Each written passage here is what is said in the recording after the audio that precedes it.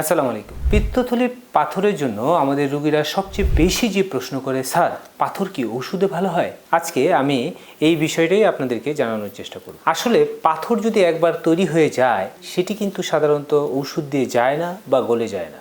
সারা পৃথিবীব্যাপী পিত্তথলির পাথর যেগুলো সিমটোমেটিক থাকে, মানে পাথরের জন্য যে সমস্ত রোগীদের সমস্যা হয়, লক্ষণ থাকে, তাদের ক্ষেত্রে অপারেশন, ল্যাপারোস্কোপিক কোলিসিস্টেক্টমি মানে পেট না কেটে পিত্তথলির পাথর অপারেশনই স্ট্যান্ডার্ড, এবং এটা মোটামুটি একটি ঝুঁকিমুক্ত অপারেশন। তারপরেও কথা থাকে যে কখন একটা ওষুধ দিয়ে চেষ্টা করা যায়।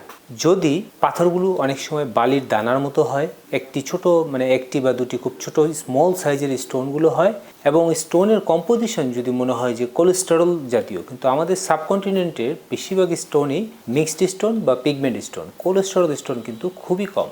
এই সমস্ত ক্ষেত্রে কিন্তু অনেক সময় ওষুধে কাজ হতে পারে, কিন্তু ওষুধগুলো সাধারণত 2 থেকে 6 মাস মানে একটি লম্বা সময় খেতে হয়। সফলতার হার মাত্র 30%, মানে 1/3 সফলতার হার। আবার অনেক সময় ওষুধগুলো ডিসকন্টিনিউ করলেও দেখা যায় যে কিছুদিন পরে আবার পিত্তথলিতে পাথর। তো এই সমস্ত ক্ষেত্রে যাদের পিত্তথলির পাথর একবারে হয়ে যায় এবং পিত্তথলির পাথরের জন্য পেটে ব্যথা বা অন্যান্য উপসর্গগুলো থাকে, তাদের ক্ষেত্রে কিন্তু অপারেশনই উপযুক্ত সমাধান। অপারেশনে তো ভয় পাওয়ার কিছু নাই, এটি খুব কম ঝুঁকিপূর্ণ অপারেশনগুলোর মধ্যে একটি। ধন্যবাদ, ভালো থাকবেন, সুস্থ থাকবেন।